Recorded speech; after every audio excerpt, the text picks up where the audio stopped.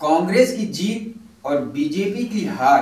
पंजाब में गुरदासपुर उपचुनाव में कांग्रेस ने बाजी मार ली है और बीजेपी को शिकस्त झेलनी पड़ी है।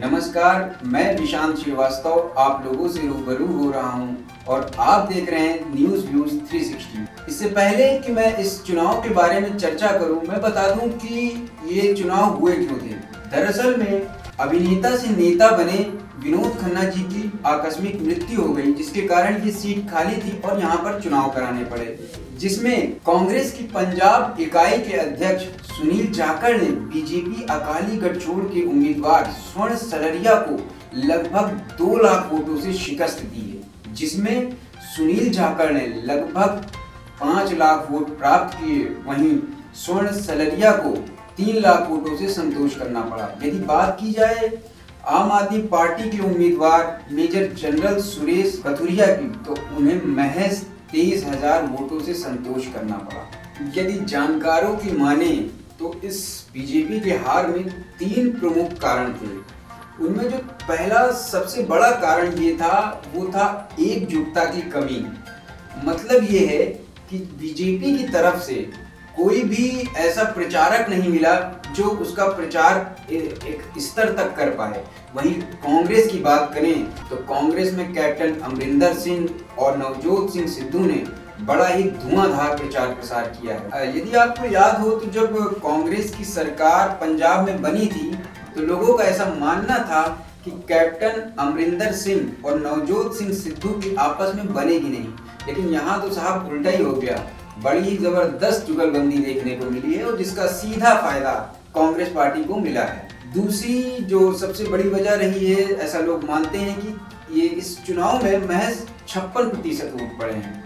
अब इस 56% वोट में शायद ऐसा भी हो सकता है कि 40% कांग्रेस के ही रहे हों, तो इन 56% वोटों के आधार पर जज करना भी थोड़ा सा मुश्किल है।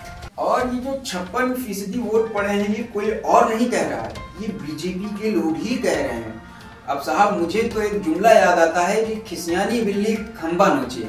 अब आप चुनाव हार गए हैं तो अब आप तरह तरह की बातें बना सकते हैं। खैर, मैं तीसरे कारण पे आता हूँ।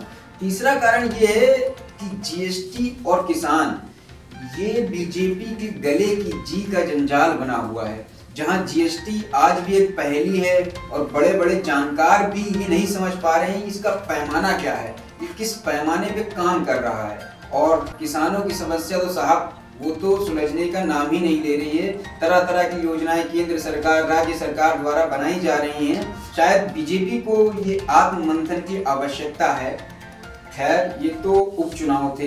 इन चुनावों के आधार पर किसी पार्टी की जीत और हार तय नहीं की जा सकती, लेकिन फिर भी जिस तरह से एक बोलबाला सा आ गया है कि मोदी की पार्टी या मोदी कहीं चुनाव नहीं हार रहे हैं, तो उसके लिए मैं बताऊंगा कि ये एक झटका हो सकता है बीजेपी के लिए। और किस तरह से बीजेपी इस झटके को देखती है ये वो डिसाइड करें।